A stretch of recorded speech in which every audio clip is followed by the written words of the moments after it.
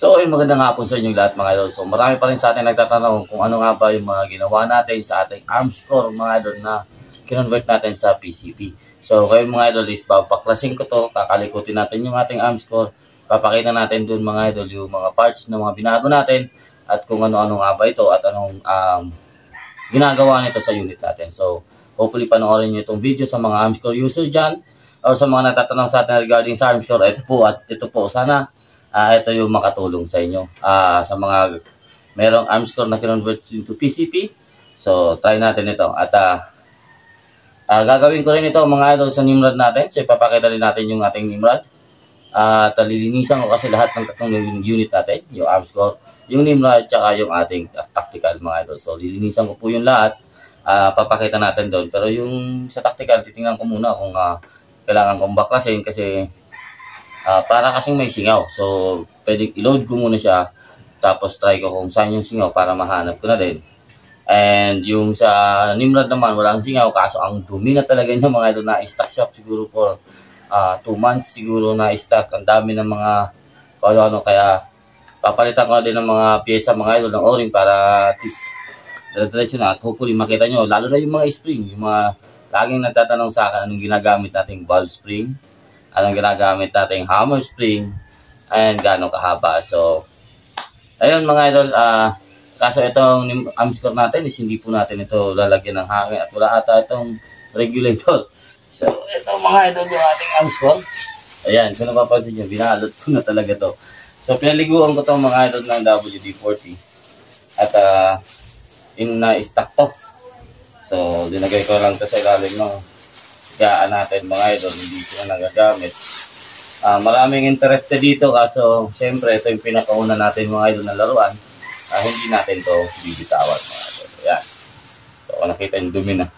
Ang dumi na yan mga idol. So hopefully madali pa rin natin siyang mabuksan at nababad naman na natin. So hopefully magkaroon tayo ng madali natin to maalis dito sa unit na. So check natin kung ano kasi wala.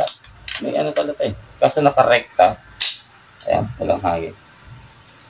So, buksan natin. Mga idol, papakita natin sa inyo kung ano yun yung mga laman nito at ano yung ginagawa natin. So, una sa lahat, itong railings mga idol. Kinargahan natin siya ng railings. Ganyan. Dito sa unahan para sa ating scope.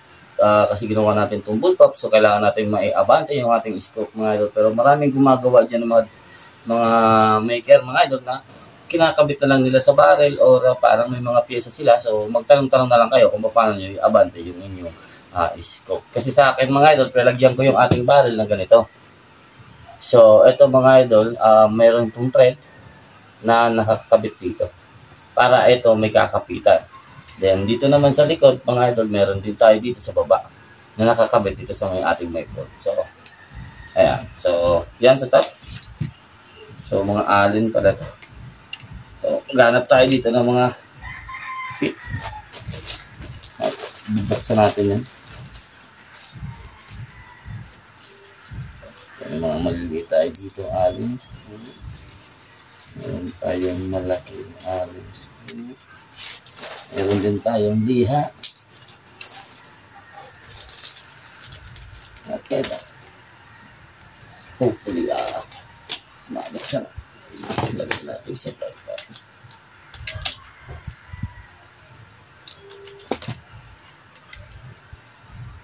Kahit itong bipod, hindi na ito nagagamit. Ano ba rin?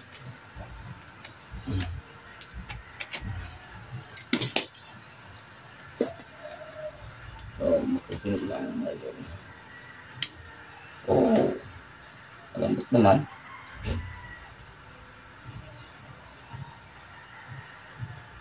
Lambot naman siya.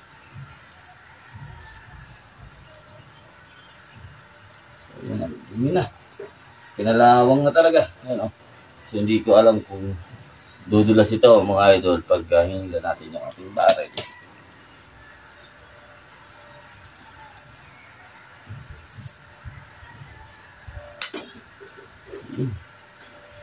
Buti na lang. So, ito yung hindi ko alam kung maalis natin ito. Diyan. Ito. Meron pala dito. Lock.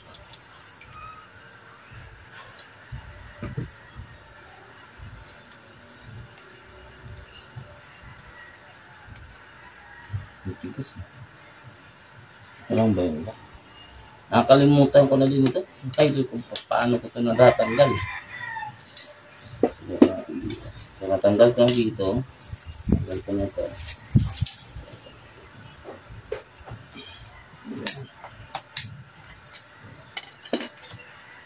Yun. So, ito naman, yung ginawa natin dito mga idol, sa barrel natin, pinalagyan natin to sa machine shop ng lalagyan ng o-ring dito. So, yung o-ring dito mga idol, ayan, yun o, dalawang o-ring.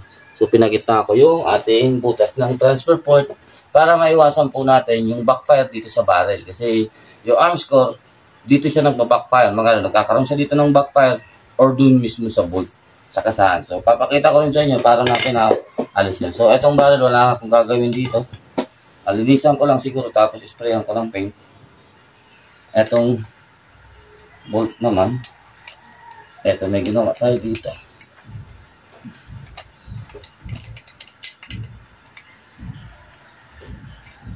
Ayan. So, ito yung bolt natin mga idol. Kung nakikita nyo mga idol, naka-pin. So, pin-probe siya at meron tong acetal dyan. Yan. So, itong acetal mga idol na to, ginawa natin to. Parang, kasi mas maganda dito, dalawang o-ring. Yung problema, hindi yung pesa natin. Ito mga idol, pasadya ito. So, pinagawa ko to sa torno mismo. So, itong buong ito, hindi ito nabibili. Pero itong pin na to mga idol, pwede nyong gawin dito is screw na mahaba. So, yung ganitong pesa, yung part na to, pwede nyong palagyan ng thread dyan. Tapos, lagyan nyo ng screw. Para yung screw na lang, yung nalagay nyo dito. Tapos, gagawin nyo na lang na parang ganito, na patulis. Kasi pag screw mga doon, yung kagandahan doon, pwede mo mabawasan para yung lalim nung pagtulak niya sa pellet mga doon, yung lalim niya doon sa inyong barrel o sa chamber is maganda yung tapak ng pellet nyo. Ito mga idol, hindi ito nabawasan pero na-estimate ko naman ito. So, well, gumanda naman sa akin, okay na sa akin. Satisfied na ako sa capability nito na unit natin. So, tsaka yung barrel na to mga idol is stock 15 inches lang kasi pinutol natin yung dating mahaba ito, pinaputol ko lang. Sa unahan pinutol to mga idol . So, sa unahan pinutol, hindi sa likuran. So, ayan. Ito, isa sa mga binago natin, tsaka doon. So, ito, linagyan ko to ng acetal dito kasi meron to dyan. Kung mapapansin nyo yung mga arms core barrel nyo, mga idol, merong apakan dyan sa unahan. Doon sa may barrel, sa may chamber mismo. So, etong acetal na tong ginagawa nito, lumalapat siya doon, mga idol. Pag pumuputok ako, wala na pong backfire dito sa ating pusher, sa pellet pusher natin. So, wala nang backfire yan. So, goods na ako dyan sa backfire. Ano ba? Alin pa? Ito, ilalim. Kukunin ko nito, mga idol, yung gauge. Kaya ako papaklas ito. Ilalagay ko sa Nimrod ko kasi yung Nimrod ko nasira yung gauge niya. So, ito naman wala namang karga to. Papaliguan ko lang to ng oil. Papalitan ko ng o-ring. Pero walang karga ito. Stock natin. At hindi ko kailangan yung gauge dito. Nasira yung gauge natin. Ano? Yung ganitong gauge. Kukunin natin yan. At isasalpak natin dun sa ating isang unit. Wait lang. Pero parang meron pa akong ganito . So, anyways, kung meron pa, hindi ko na ito pakikailangan. So, regarding naman dito sa ating bullpup design, sa trigger mechanism niya, mga idol, kung mapapansin nyo ito, yan. Ito mga idol na mismong trigger, may butas siya dito. Dito ko pinasok itong rod. Yung rod naman, hihilain ito. Ganyan. So, kung nakita nyo, umaangat. So, dito mga idol sa kahoy, nakakabit naman yung isang, yung trigger na. So, pag pinul mo siya ng ganyan, so, ang tendency yung nasa taas mga idol, gaganyan. So, ang tendency dito, mahihila ito ganyan. Kaya nangyayari, aangat ito at puputok yung unit mo. So, ganun lang kasimple po yung ginawa ko dito, mga idol. Yan, oh. Ganyan lang kasimple. So, ayan. So, meron na kayong pinakasimpleng DIY trigger ng bullpup. So, yan, binutasan ko lang yan, mga idol. Yan. Ito, buksan natin ito. Kasi alam ko, mayroon pa nagtatanong dito, ano daw ginamit ko ng offset? So, sa mga offset naman, mas maganda po yung offset po talaga na buo. Okay, hindi ko ina-advise ito. Hindi ko ina-advise yung ganito. Yan. So, ito naman mga idol na offset na gamit natin dito. Ito part na po ito. Meron to dating knob dito. So, ito mga idol, pwede ko itong i-on and in-off. Ito mismong tank. So, ito mga idol, meron tong on-off pag merong pin yung inyong regulator dito. So, kung meron kang pin, yung regulator na nakakabit dito, pag inalis mo yung, pag linusin mo to, dinuwagan mo, matatanggal niya yung pin. Hindi siya aapak sa pin, so hindi lalabas yung hangin dito. Uubusin mo na lang yung hangin mo dito sa loob ng inyong plenum. Tapos, eto sarado, hindi ito lalabas. So, pag pinihitan mo naman siya, aapak naman siya doon mga idol, kaya naman siya lalabas naman ng hangin. So, ito yung purpose nito dati. So, nung kinapyahan ko siya ng adjustable regulator mga idol, wala po yung pin. So, hindi ko nito kinailangan mga idol. So, pinutol ko na. Ayan. So, pinutol ko na lang siya at kinurong ko itong unit. Ayan mga idol. So, ito naman nabibili ito. Itong pyesa ito, nabibili ito mga idol sa Lazada. Nakuha ko ito sa Lazada. Meron na siyang dalawang lalagyan ng kung ano yan, a-gauge and yung parang bleed valve. Yan. So, ang ginawa ko doon mga idol, ito naman na brass. May nakuha ko mga idol sa isang hardware dito. Nagbebenta nito o nakita ko to mga idol 10mm. Saktong-sakto yung thread niya mga idol dito sa dito. So, same siya ng gauge. So, ang ginawa ko, pinagawan ko na to. Ito mismo, pinagawaan ko ulit yung unit natin ito para magkaroon ako ng thread. So, ito yung ikinabit ko dito. So, may butas itong brass na ito, mga idol. Malaki yung butas niyan sa gitna niya, mga idol. So, ayan. So, pinatad ko lang ng Teflon tape para sa may fit siya. Hindi siya, kasi pag ganito mga idol, nahawak mo to, tapos ganito nga yung design, gumaganyan po yung inyong tank. Dahil may thread ito. So, gaganyan siya. Pero kung yung gamit nyo yung offset talaga na T6 aluminum, hindi po yung gagalaw. So, pag nakaangat yung unit mo, ganyan lang. Hindi mo na kailangan ng protection dito. Ako linalagyan ko itong mga idol ng, ano yun? Yung tie. Yung, nakalimutan ko yung tawag, no? Basta, yung tie mga idol na pag hinila mo, naglalak. Yan. So, linagyan ko ito. So, ito yung ating sa ating regulator. So, wala na po itong tank. Walang laman ito. Ayan. So, hindi ko na lilinisan na. Yung loob lang, lilinisan natin. So, ayun. Dito tayo. So, dito naman sa trigger, wala akong binago dito, pero may nawala. Ayan. May nalaglag. Nalisin ko lang itong spring. Yung spring ko, linagyan ko ng acetal. Ito yung spring natin sa ating, ito naman pag balik lang ng spring ito, malambot lang ito mga ano. Yung para itong trigger mo is umangat lang. Ito yung karamihan nagtatanong, paano ko daw ba nagawa itong adjustable hammer spring tension. So, bubuksan natin to, titingnan natin yan.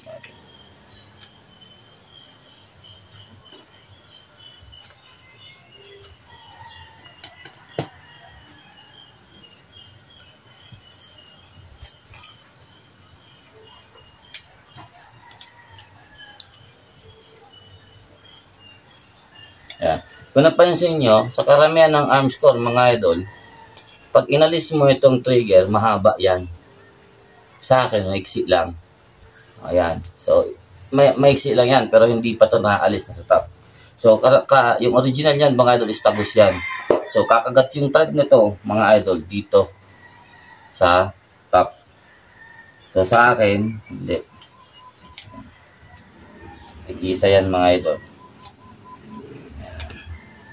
Ayan. So, ayan. May isa din dito sa ilalim. Ayan. Ito na yung ating hammer spring adjuster or adjustment, mga idol. So, meron ito, mga idol, dito sa gilid, mga idol, ng set screw. Ayan. So, meron tayo dito maliit na headless screw sa loob na allen. Ayan. So, ito yung mga idol, yung grip dito sa ating screw. Kung napapansin nyo yan. Screw lang yan, mga idol. Yan. Bolt or anong tawag nyo dyan. So, tapos ito, mga idol, baliktad ko yung nut. Nut ito, mga idol, baliktad ko. Tapos, dito sa likod dyan, mga idol, linagyan ko siya ng nylon. Tapos, pinuno ko ng mighty band. Pwede din thread lock. Wala pa ako ng thread lock, mga idol. Mighty band yan. So, may nylon siya o tapos pinuno ko ng actually to braid. So, braid line ito, mga idol, na manipis. Tapos pinuno ko ng mighty band para pag tinutulak niya yung hammer spring, hindi po siya bumabalik o sumasabay. Ayan. So, wala tong sabayan na. So, ganito.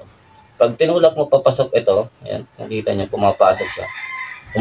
Umaabante ito. So, ibig sabihin, na kukompress din yung ating hammer spring, mga idol. So, pag binabalik mo naman o ilalabas mo ito, mga idol, ayan, bumabalik din siya, mga idol. So, napaka... Pero ito, pinagawa lang natin to, mga idol, sa machine shop din. So, ito, mga idol, ginawa natin dito.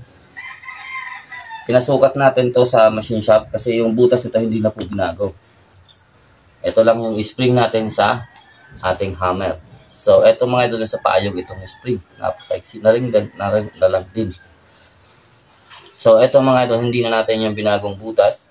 So, ito, mga idol, pinasukatan na lang natin ito, mga idol, dun sa machinist, mga idol. So, ayan, nakuha naman, magaling talaga yung tumira nito noon. Ayan, so, saktong-sakto siya. Ayan. Samantalang, ito, mga idol, na set screw, nung nalapat natin ito, nalock natin ito lahat. Halimbawa, naibalik ko na yung dito, na-align ko na lahat. Saka ko yung tinira yung dito sa gilid. Saka ko tinira, mga idol, para malagyan ko siya ng set screw. Kasi para accessible natin or kaya natin siya malabas dito. Or kahit saan sa labas tayo, kaya natin itong buksan na set screw. And kaya natin i-adjust yung ating hammer. And pwede din natin siya i-fix. So, lahat po ng ating hammer adjustment merong set screw. Maliban dun sa Nimrod natin. Wala. So, ayan. So, dito naman, mga idol, sa ating transfer port, kung makikita nyo yung transfer port natin, yung brass. So, brass yan, mga idol, na binalot ko ng acetal. So, acetal ito, mga idol, na ginawa kong niya. Parang, kasi o-ring to dito, mga idol. Acetal yan, mga idol. So, yung butas nito, mga idol, kasi parang hindi ko na mabubuksan. Try ko nga. Kaya natin. Ayo, kaya. So, okay. Remove natin muna tong ating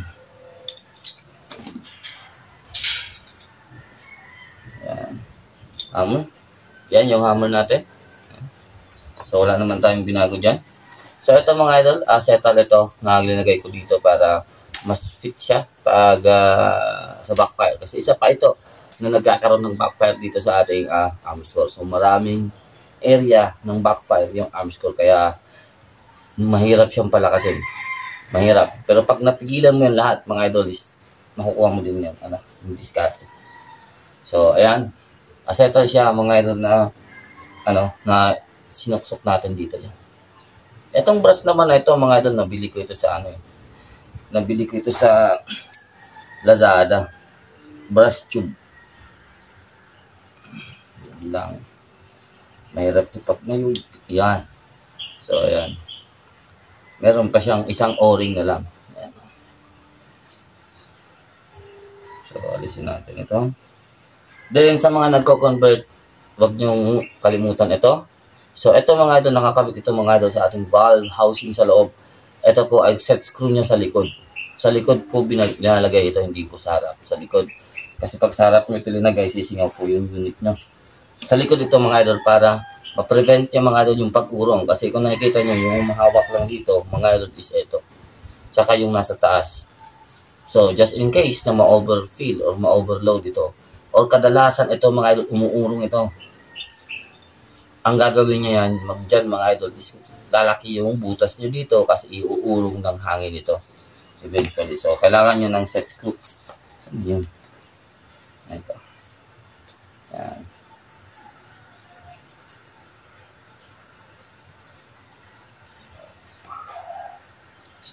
Busin natin to. Pagbaklas na ito, laging pabalik sa likod.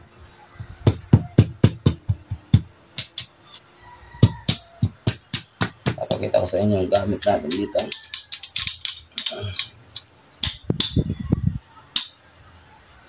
Yun lang. Dito.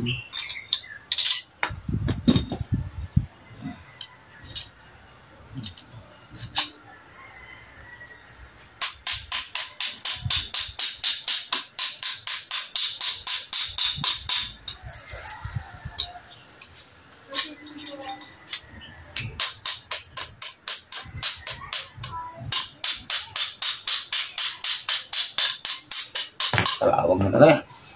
Yan. Linis na. Ito naman. So, ito mga idol na ginagawa natin dito sa ating valve housing. So, itong firing pin or valve stem, mga idol, or valve assembly natin. Binibigyan ko lang itong mga idol ng kahit mga 8mm na ganyan na bumaon. Pero dito sa part na to, mga idol, sa unit natin na to, is pinaluwagan ko ito. Kasi ang bunlas ko na ginawa dito. Parang hinirit ko ata yung power na to mga idol hanggang 900 plus. Inabot ko, hindi nakalimutan ko lang kung ilan ang velocity na inabot ko dito mga idol sa ating arms core. So yan. Kung gusto niyo ng PCP na talagang kakailangan niyo magpalit na ng acetal sa inyong valve mga idol. So ito mga idol. Nabili ko lang ito mga idol na set. Ito, buo ito sa Lazada for arms core. Tapos inayos na lang natin yan. Ito yung spring na inaabang. Ayan.